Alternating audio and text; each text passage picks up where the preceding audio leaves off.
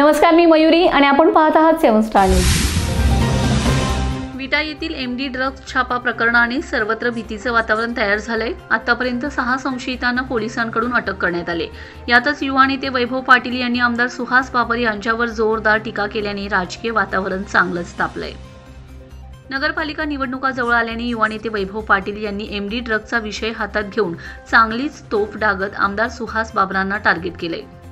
आमदारकी निवडणुकीचा निकाल लागल्यापासून थेट आरोप प्रत्यारोप पहिल्यांदाच केल्याचे दिसून आले।